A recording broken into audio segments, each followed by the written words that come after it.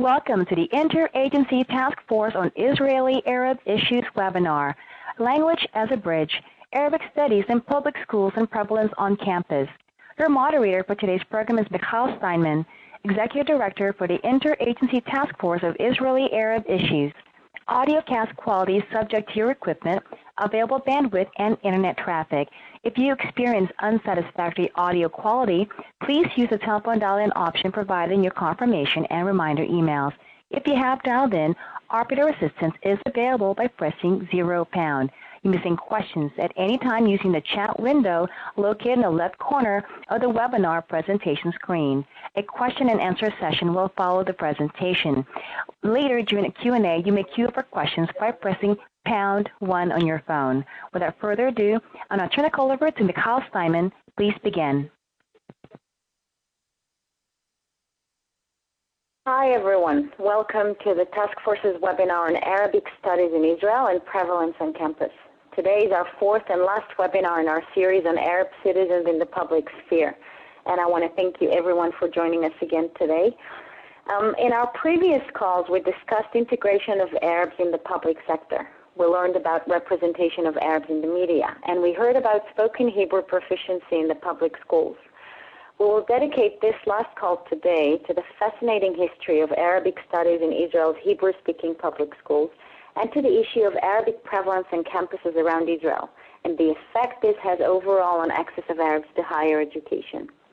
More than that, we will hear from our speakers on how language, more than just a pragmatic tool, can be a vehicle for promoting greater familiarity across cultures, and how language inclusion and instruction can be a platform for building a more shared society.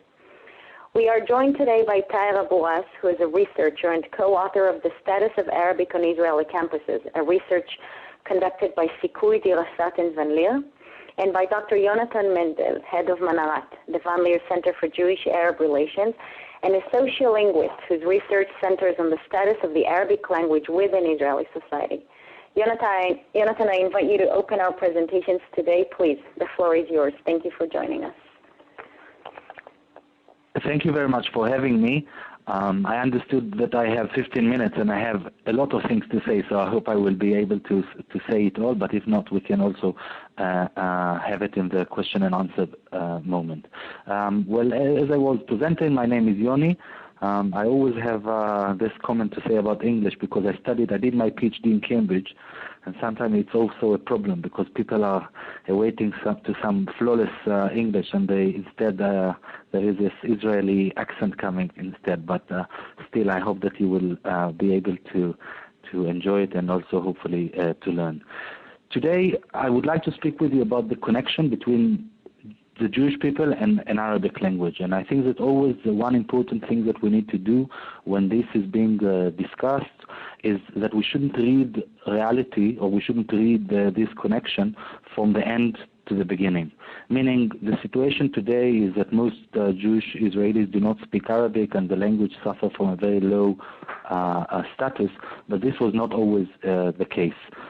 Beginning with the most important Jewish philosophers, from the Rambam to Yehuda Levi to Ibn Gavir, all of those philosophers and poets and writers and intellectuals worked within Islamic world and worked in Arabic and spoke Arabic, and a lot of the most important Jewish texts were written actually in the Arabic language. The same is also the lingual situation in the country.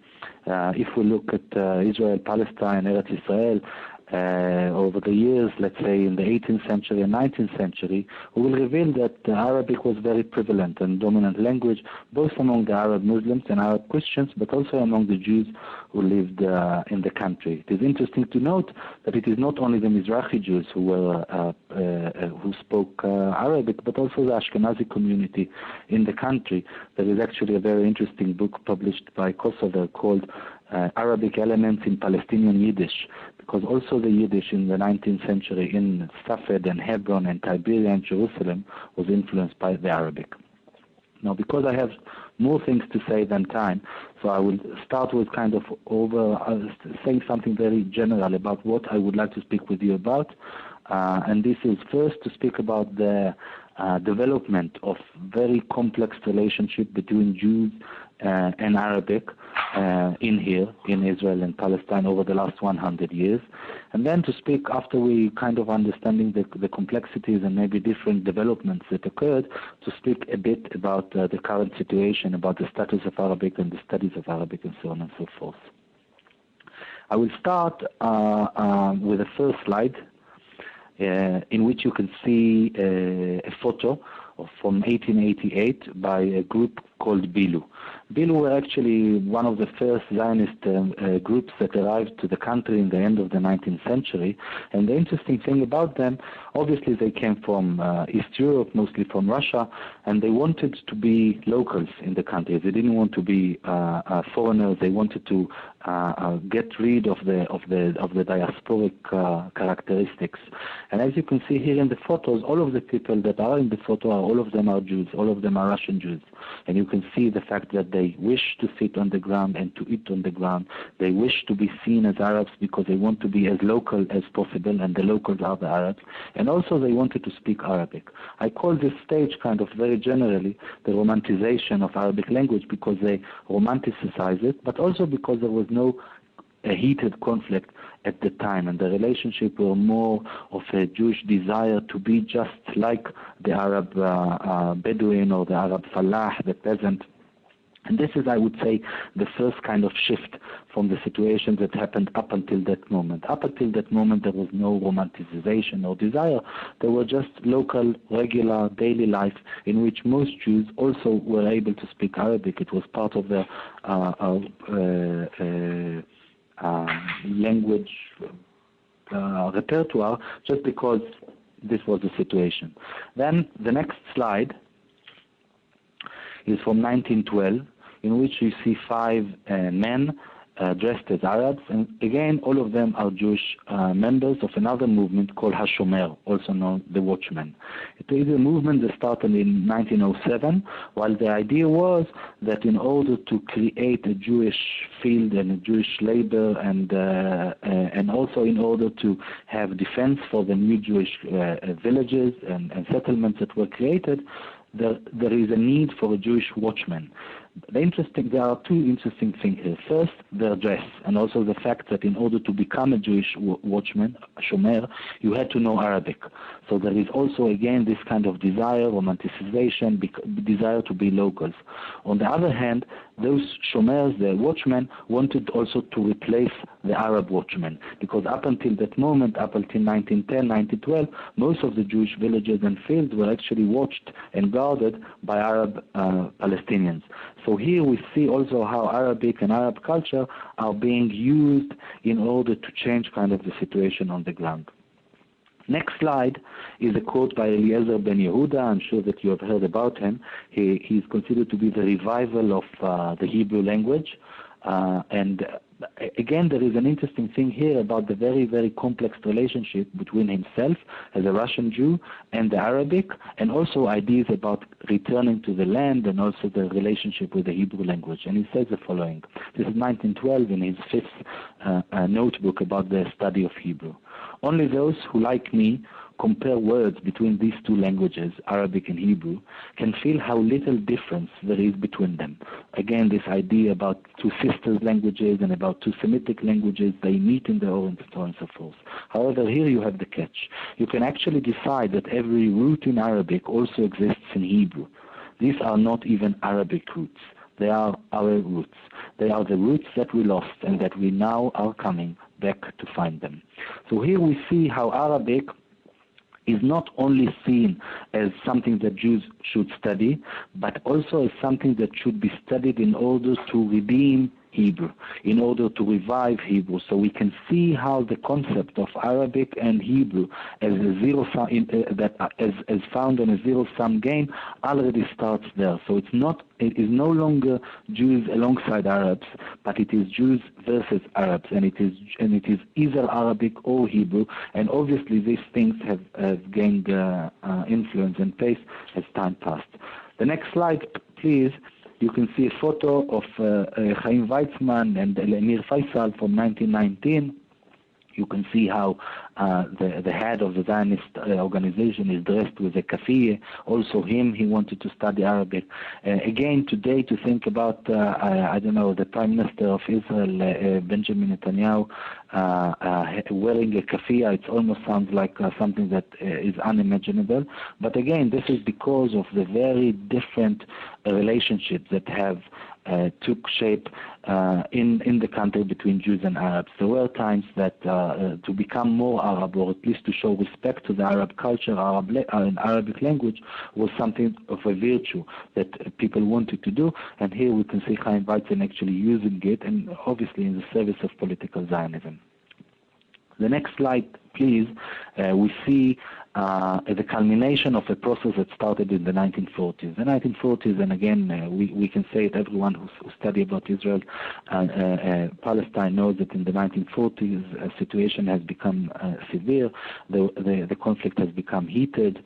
The Palmach was already established, and the idea that a Jewish state is going to be established was already seen by the Arab Palestinians as a real threat, and it was indeed a threat on the Arab-Palestinian national movement. Anyway, with the heatening of the conflict, the place of Arabic language also rose for the first time in the history of Jewish kind of modern history as part of the security apparatus. And we saw lots of projects, and I write about it in my book, lots of projects that arise in the 1940s that connect between Arabic and national security. And here again you see three members of the Hashachar unit, which was a Mistaravim unit. It means Jews who pretended to be Arabs to serve in the security apparatus. And all in all, I think that if we look at the photos from Bilu to this one, you can see how the different relationship between Jews and Arabic in the country taken place. The next slide, please, is already taking place after the state is established, and it is from a committee, from a meeting called the Hours Committee. I will just say something about the context. Israel is established in 1948, and the decision is that Arabic will continue and be an official language. That's quite a long story why Arabic was considered to be an official language, why it was important for the head of the first Prime Minister of Israel, David Ben-Gurion, to keep it it's official. But I would say, and this is also most of the research, that Arabic was kept official on paper, but it lost a lot of its content from within.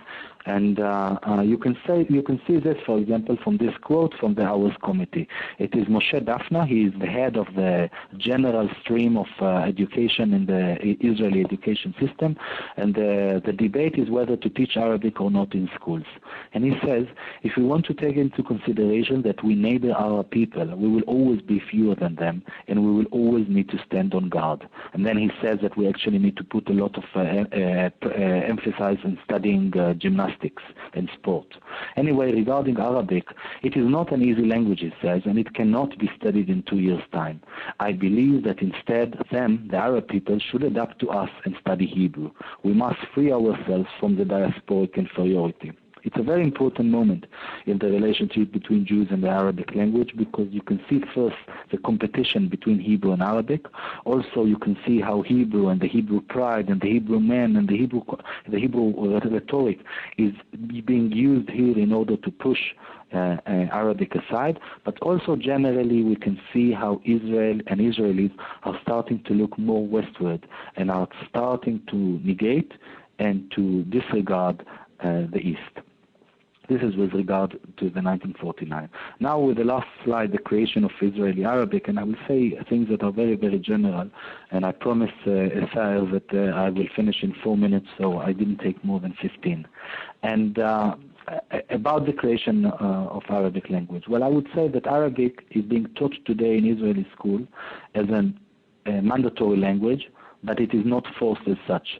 So most of the students, or many of the students, choose to study French instead of Arabic. Arabic suffers from a very, very low cultural capital. Most of the Jewish Israelis are considering it to be as a language of the enemy before they considered it as a language of the neighbor, let alone as a language of the Jewish self. It is a language that hardly have no speakers among the Jewish community in the country. There are only 3% or 3.5% of the students in school who are actually studying it in high school, and less than 2% of Jewish Israelis who were born in Israel actually know this language, the lingua franca of the Middle East. Those who study it, mostly connecting it to the security situation, to military intelligence and to national security, and actually this connection between military intelligence and the study of Arabic have created a field of Arabic language studies in Israel that is almost totally Arab-free. There are almost no Arabs as teachers of Arabic, almost no Arabs who have written textbooks for the Jewish education system, and the association are very much Jewish. As I see it, and also, I'm doing research about language, and I'm writing about it academically, and also I'm writing about it on a more kind of intellectual and journalistic even level, and I invest myself in all kinds of different projects. But it's not only because it is my work to focus on Arabic, but also because I really believe in it. In the current modern research, following Fishman, we all know that the languages generally are not only a carrier of the message, but they are the very message itself. I do believe that by changing this relationship between Jews and Arabic, we will be able to speak about many other things that we cannot speak about today, especially relationships between Jews and Arabs, the situation between Israel and Palestine, the ongoing occupation, and also the way that Israel is located in the heart of the Middle East, but have no real peaceful relation with any other country in the Middle East.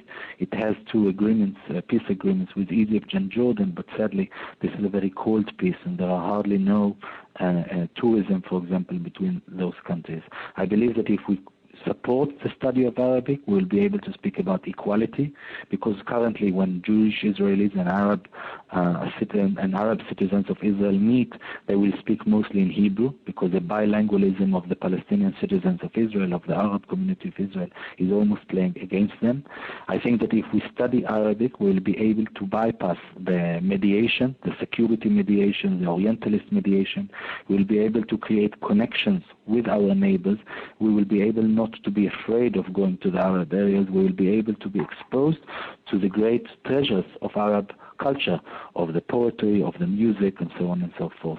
I have a belief that if Arabic will become part of the Jewish-Israeli repertoire, there will be a breakthrough, or at least some opening towards the region, that maybe through the language, Israelis will be able first to imagine themselves as being part of the region, not only as an enemy state, but also maybe it will be able for Jewish Israelis to be exposed to the ideas and to the views that are present in the region, and so maybe being able to create some dialogue. A lot of the projects that I'm involved in, and I will finish here, are focusing on the Arabic language. This includes Arabic in the academia that Thair is going to speak about. We created a few conferences for the first time in the history in Israel in Arabic in the academia, so connecting it to an intellectual debate.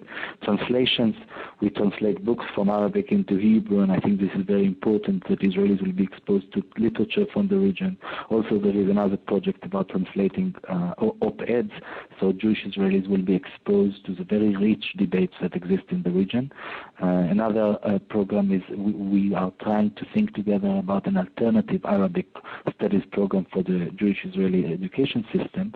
And lastly, these are the project with the Council of Higher Education and trying to push forward Arabic in the academic sphere.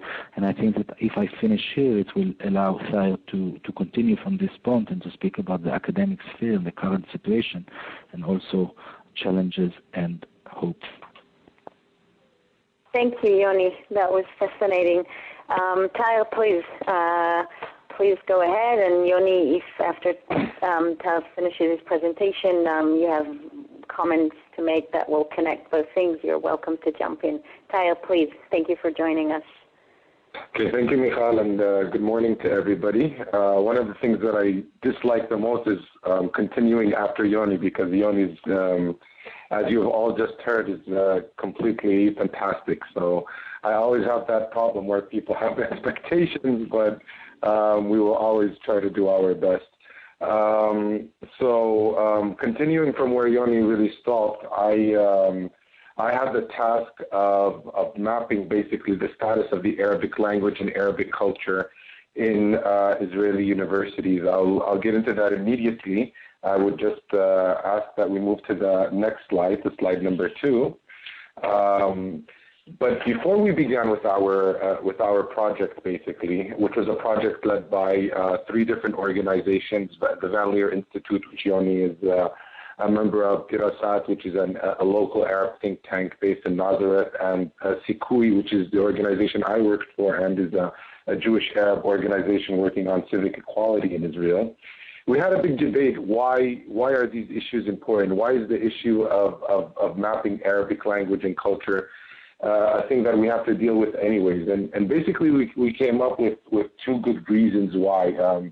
First of all, the issue of Arabic language and culture in Israel in general, but also in universities specifically, is an issue that really gets into the heart of the identity debate going on in Israel. Now, for all of you that follow Israeli issues, you know that one of the big debates going on since 1948 really is the whole identity issue. What is Israel? What does it mean to be a Jewish and democratic state? And how does that affect both Jews and non-Jews in Israel?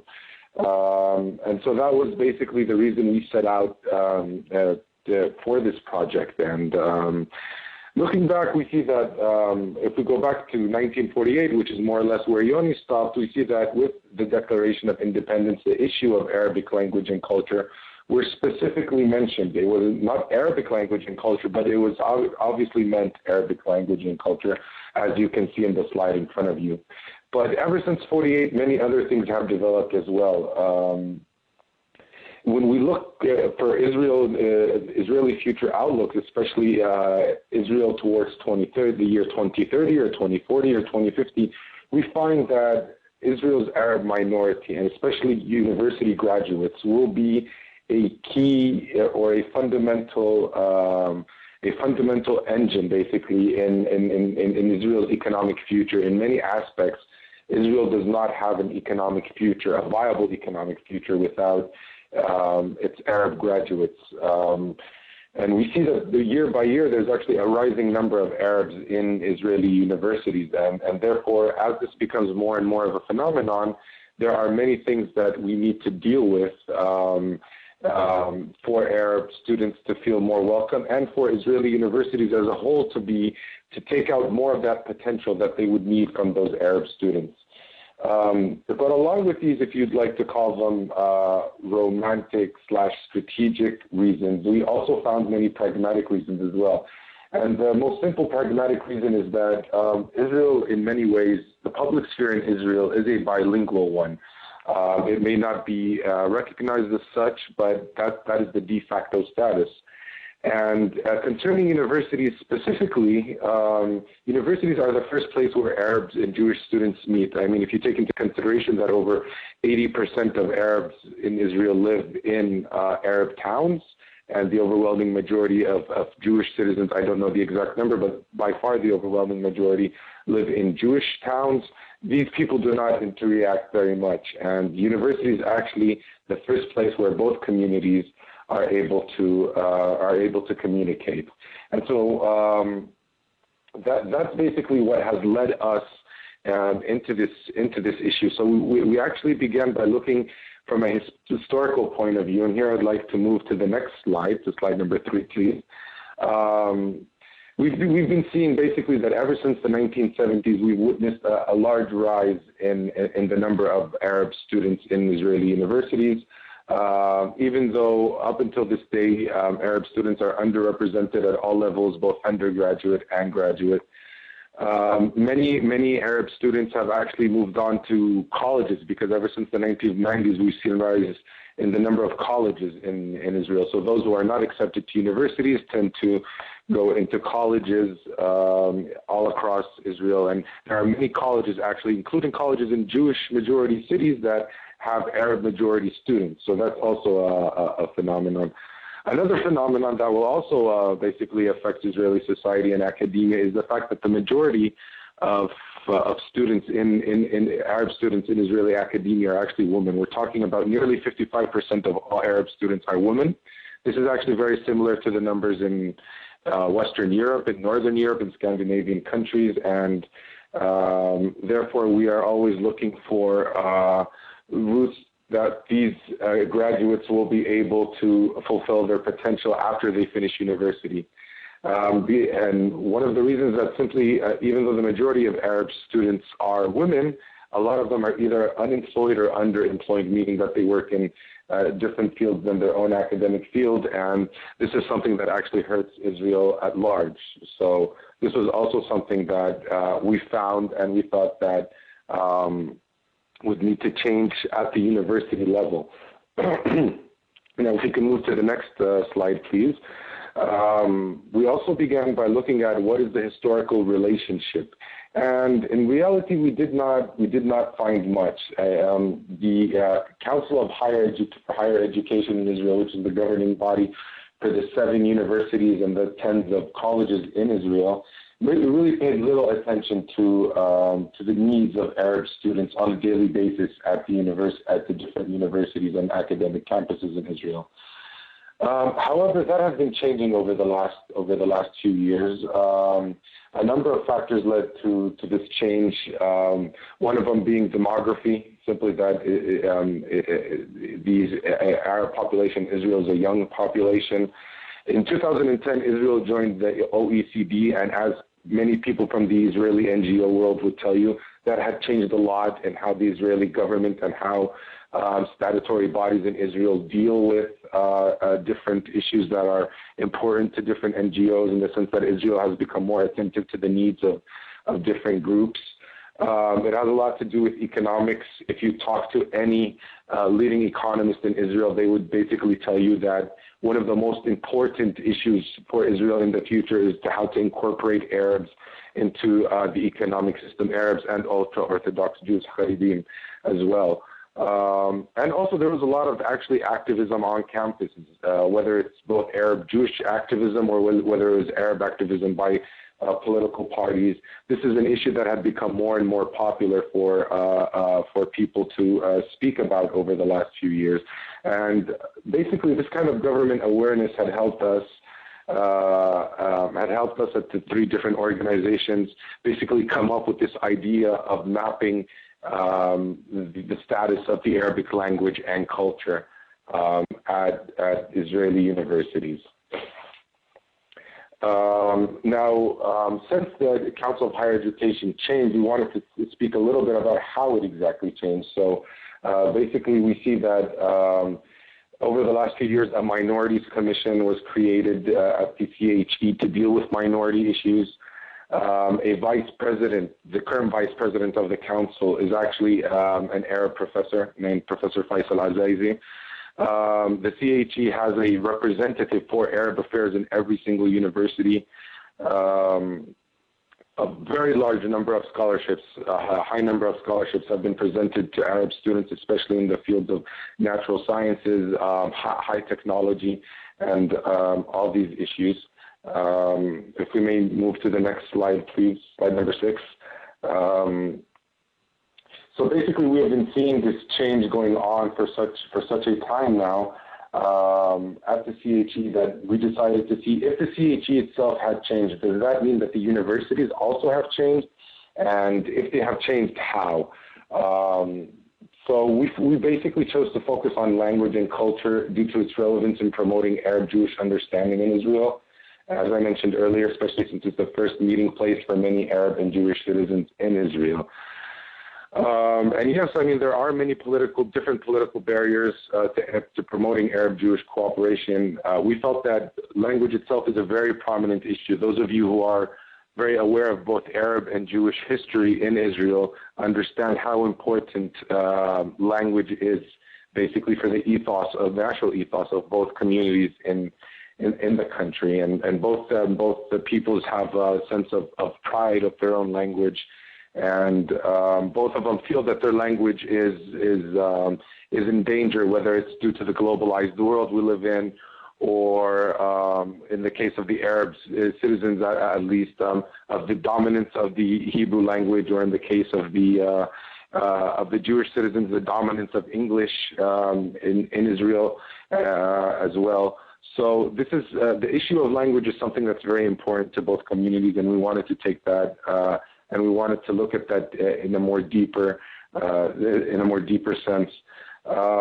We've also found, I mean, we weren't the ones who did this, but everyone who works on the issues of language knows that over the years, a number of surveys have been conducted on Arabic in Israeli society, and one thing we find is that the overwhelming majority of young Israelis actually have a very negative feeling towards the Arabic language, especially fear, and that is something that we wanted to deal with as well, because a future Israel where you have a large proportion of society fearing Arabic, we feel will lead us to a very wrong place that we do not want to go to. So what exactly did we do? Well, we basically conducted a 5-month research from January 2014 up until June 2014, where we visited 4 universities which have the highest number of Arab students in them, which are the Hebrew University, Haifa University, Ben Gurion University in the Negev, and of course Tel Aviv University. We held meetings with stakeholders. Stakeholders would be the CHE Arab Affairs representatives on these campuses, heads of the universities, from the university presidents all the way down to heads of think tanks at these universities. We interviewed Arab Student Council members, and we interviewed activists, both Jewish and Arab activists, who found this issue important to them. We've done an extensive research on university websites. All 4 universities, we've just sat on their websites basically to look for Arabic for a number of months actually. And most importantly, we visited each campus a number of times looking for the Arabic language and Arabic culture on campus itself, whether it exists or it doesn't exist. If we can move to the next slide, please. So what do we exactly mean by the presence of Arabic language and culture on campus? So one of the main questions that we used to get all the time is people asking us, okay, but what do you exactly mean by the status of Arabic, or you're looking for the presence of Arabic? So we made a list. These are the main points. This is not the entire list, but here are the main points that we were looking for. So first and foremost, we were looking for signs and billboards in Arabic on campuses, and both on non-academic facilities such as libraries and laboratories and such. We were looking for university publications and research in Arabic, so journals, for example, academic journals. We were looking for tenders in Arabic for Arab students or for Arab professors. We were looking for Arabic even on the logos and the forms and the official documents of the universities to see if they really do incorporate Arabic or not. Obviously, websites in Arabic, as I mentioned, is also something important, especially that we live in the age of the internet. Arabic courses, if universities offer courses for both Jewish and Arab students in Arabic, or even bilingual courses, and there's an entire literature about that in many multilingual countries in Europe. Conferences and cultural events in Arabic. So if you look at the upper right, the lower right picture here, this is basically Yoni spoke about conferences in Arabic that he led for the first time, basically, and this is an example of one of them. And so here you can also see a book fair, you can see an Arab cultural event, you can see signs in Arabic of professors' offices. So these were actually the kinds of things that we were looking for at the very basic level. If we may move to the next slide, please, slide number 8. And basically, one of the things that we found throughout all 4 universities was that the Arabic language was almost non-existent on campuses, and Arabic cultural events were pretty much funded privately, whether through students themselves or through different business interests that were targeting Arab customers. But the university itself, or the student unions at the university, never really and never really tried to promote Arabic cultural events. But at the same time, it won't be fair to put all 4 universities at the same level. So Hebrew University, for example, is relatively Arabic friendly. You can find many, you can find a lot of Arabic, especially on their website. But not only, for example, they take into consideration Arabic events, whether it's religious holidays, whether it's Muslim or Christian or Druze.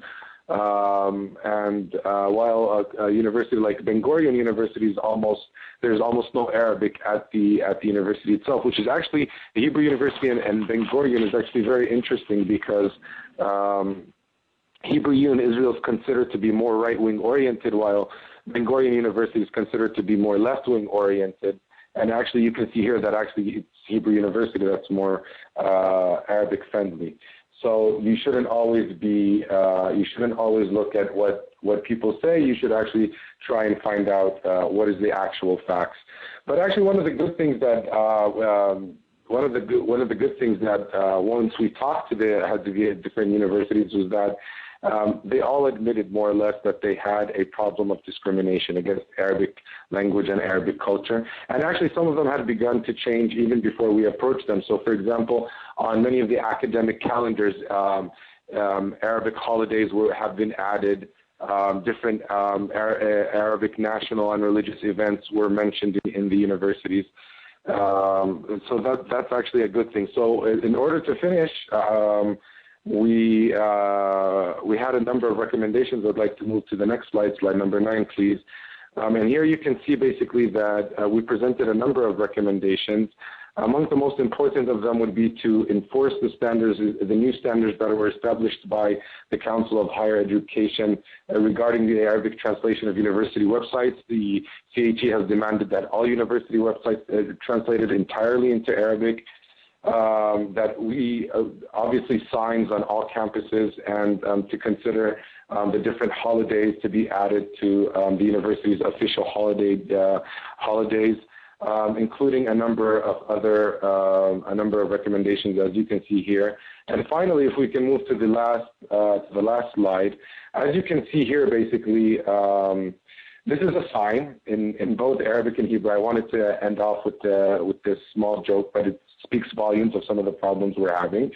So here you have a no smoking sign in both Hebrew and Arabic. And in Hebrew, it says smoking is illegal. Those that will not follow the law will be fined, which I guess is a very civilized way of asking people to respect the law. While in Arabic, it says smoking is not allowed. Those that will not follow the law will be punished. Now, it's important to understand the Arab psyche here for Arab citizens in Israel, what it means to be punished by the Israeli authorities. It usually has some violent connotations with it. So it's important to not only change the language, but also to change the culture, because language and culture are contingent, and that is the thing that we want everybody to understand. And thank you very much for listening. Thank you. Thank you, Thair. Thank you. That was so interesting. Yoni, do you have some reflections or comments on Thair's presentation, or should we move to questions and answers? Well, I just want to be to try and be at least as collegial, because I enjoyed Thair's presentation, and I think that actually focusing on the academic sphere as he did is important, because it is another important thing to say that the education systems in Israel are separated, and Jews are studying usually in Jewish schools in which Hebrew is the first language. Arab citizens of Israel study in Arab school in which Arabic is the main language, and the universities therefore is a shared space, or a space that I think it is worth thinking about, especially if we are trying to imagine a shared community and a more equal one. And therefore I think that his presentation, and also to allow others to understand the situation in Israeli academia, is important. Thank you. Well, we already have a couple of questions submitted through the chat room and via emails. First question is for you, Yoni. It's about what are you doing in order to kind of change the attitudes towards the perception, changing the perception of Arab studies in Israel from a security sort of connotation? If you can give a few more concrete examples, how can this be demonstrated in the actual curriculum? What are you doing, Van Leer, about this? Well, it is a very good question. I think that we need to remember that Arabic is in the center of a heated debate in Israel, and the fact that there is an ongoing Arab-Israeli conflict, it also influence the status and the study of the language. There are people in Israel, also in the Knesset, that think that Arabic should not be an official language of the State of Israel, and there were a few bills over the last 15 years that were made in order to erase Arabic as an official language of Israel. On the other hand, there are other legislations and other bills that are calling for the strengthening of the status of Arabic, and for example, for having it as a mandatory language in Israel. Vis-a-vis the military orientation or security influence on the study of Arabic, I personally, and also this is what I was writing about and in my research, I think that the military at the end of the day is not part of the solution, but it is part of the problem.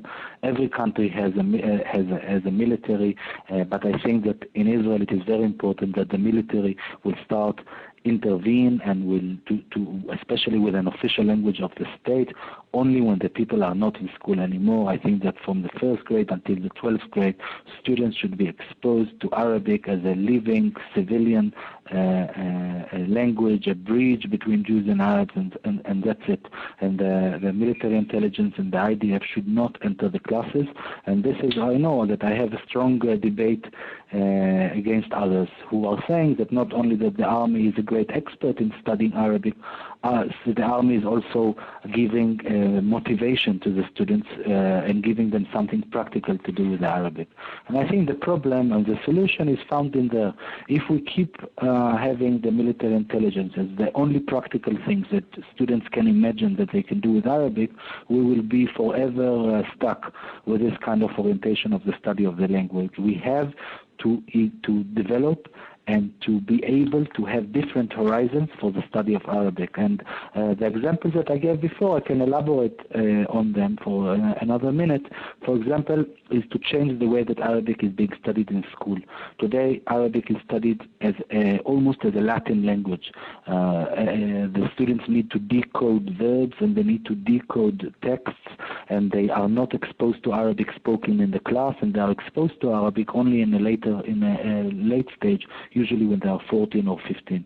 I think that Arabic should be taught from an earlier age, as much as Hebrew, just as easy Hebrew is being studied in the Arab schools from the second grade or first grade. I think that Arabic should be studied in the Jewish schools from an earlier stage, maybe already from the second grade or first grade. I think that it is important that Jewish students will be exposed and will have the experience and the pleasure to study Arabic with Arab citizens of Israel. I think that the mediation of the teacher, the connection between Arabic to a living people, living language, dynamic and full of culture is important, because it will be able to expose the students to citizens of the state.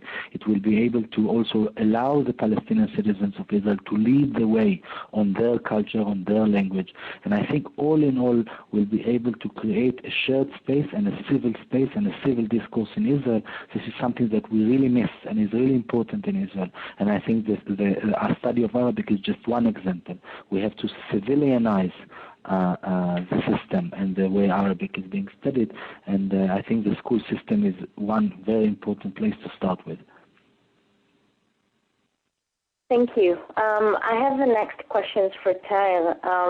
Can you elaborate a little bit on the actual, the pragmatic, the practical implications of having more Arabic on campus? About how is this actually a part of enhancing access to higher education, and then whatever would follow up, obviously integration into the labor market. How would this be as far as connecting the feeling of the Arab students or the attitudes of the Arab student within the universities and then the connection to actually success and higher education. Did you have a chance to look at these things during your research? Yes, I mean, one of the things that become very obvious while you're doing this research is that Arab students usually don't really feel at home at Israeli universities. It really depends on the number of Arab students. So in universities like Haifa, where there's a large number of Arab students, you feel them more comfortable. But generally speaking, when we talk about all Israeli universities, Arab students don't really feel welcome. They feel kind of not really where at a normal place or in their own universities, which are funded also by their tax money. That's why you find thousands of Arab students studying in places like Jordan or the Palestinian Authority. And so we found that language is a key component to that feeling, that once you feel that this campus basically is a Hebrew only campus, then you don't really feel that you're part of the system, and therefore you do not feel whether it's loyalty, whether it's a feeling of contributing more, and this eventually affects their ability to fulfill their entire potential in the workforce later on.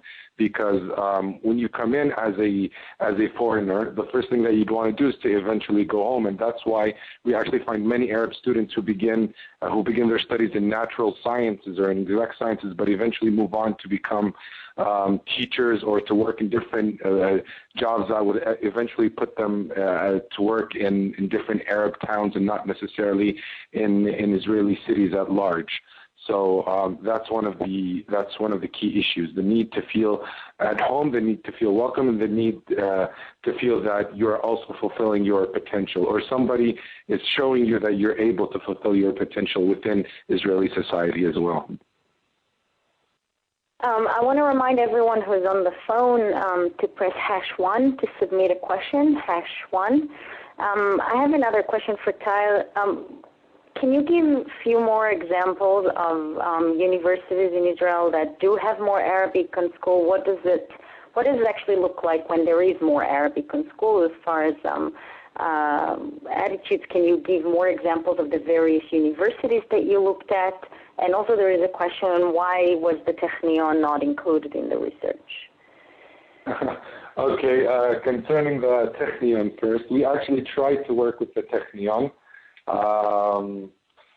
Basically, as probably most of you know, the Technion is a very elitist institution, and as such, they gave us a really hard time till they answered us. And by the time that we were emailing them at the beginning of our work, but they weren't very responsive to begin with, and only afterwards, when we really got deep into the research, did we start hearing from them more, and by then it was too late. But we definitely did want to get the Technion, especially that there are more and more Arab students entering the Technion each year, but unfortunately they were not cooperative. Concerning the first question, I remember, for example, at Tel Aviv University in I think it was May. In May 2014, there was what was then the Nakba event that was taking place at Tel Aviv University, made a big uproar between Arab and Jewish students. And then 3 weeks later, there was an Arabic festival event that was taking place that was supported by a local Arabic company based in Jaffa. And we were all surprised at the large number of Jewish students coming out to that event and actually enjoying themselves. You can see that they were enjoying themselves. There were hundreds of Jewish students there, and I think that example alone, especially that it was a 2 or 3 week difference between both events, basically shows the importance of knowing the other. And once you know the other, that legitimizes cooperation and cultural understanding between both sides. Despite the deep political differences, once Arabic is prevalent on campuses, once both Arab and Jewish students are able to see Arabic as a natural part of their public sphere, that will help legitimize and naturalize the relationship between both communities on a personal level before the political level as well. So that's basically the main importance of that.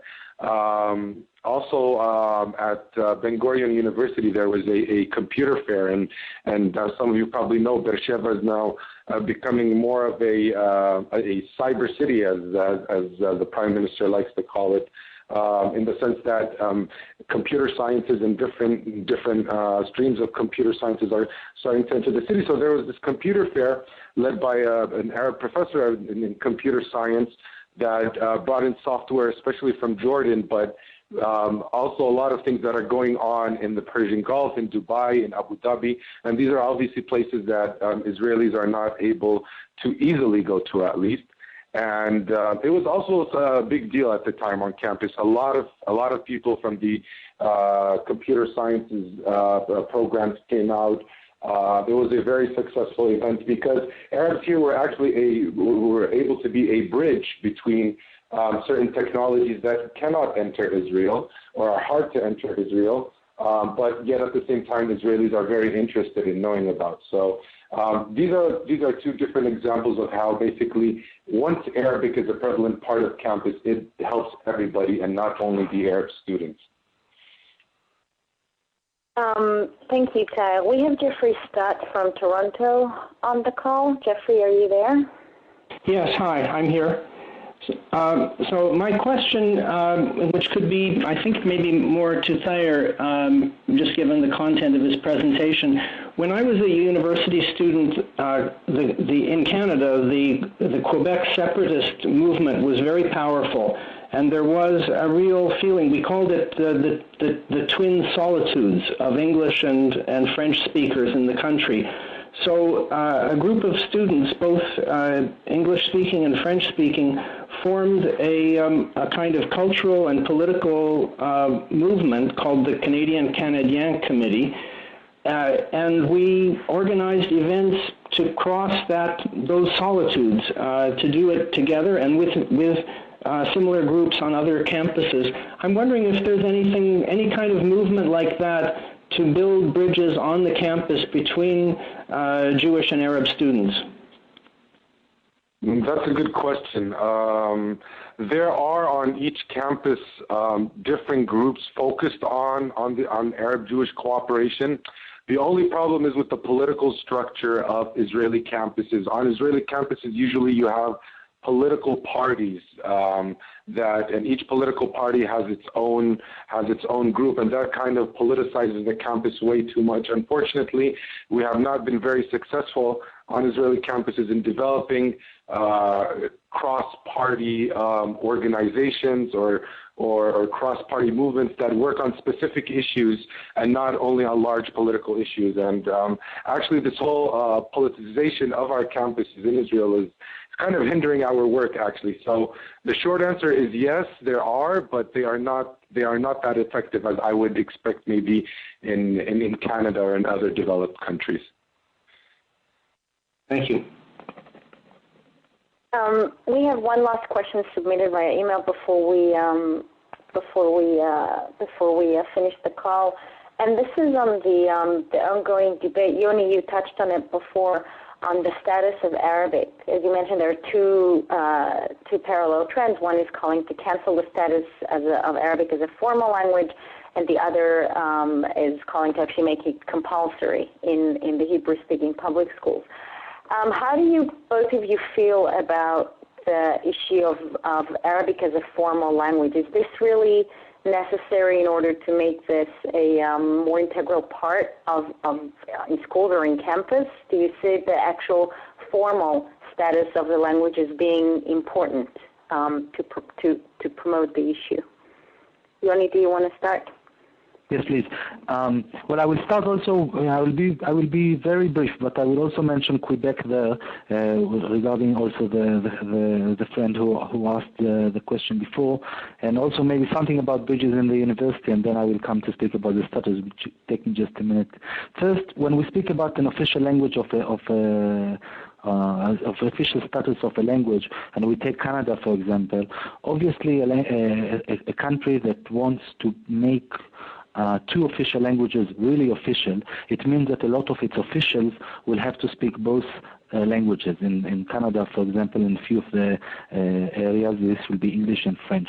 In Israel, if we do this, we actually mean that the only people that will be able to represent Israel will be the Arab Israelis, the Arab citizens of Israel, because currently they are the only people who control, who know both Hebrew and Arabic. And I think that it is important to mention that if we should not have Arabic only an official language on paper, we should make it practically an official language of the State of Israel, that it means that every representative of the state, every civil servant will have to know both languages. This will be a really important element to signal both to the Arab population of Israel, we respect you as equal citizens, we respect your culture, but also about Israel's vision about the region, that it is important that Jewish Israelis will study Arabic and will respect Arabic, because Israel is located in the heart of the Middle East, and whether it wants it or not, it will have to integrate into the region, especially if it wants to be part of the region, and it doesn't want to be isolated from the region.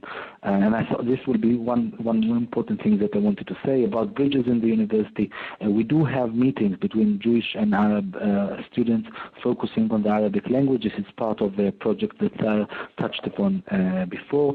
And about the official status of Arabic, I'll now come back to the language, to your question.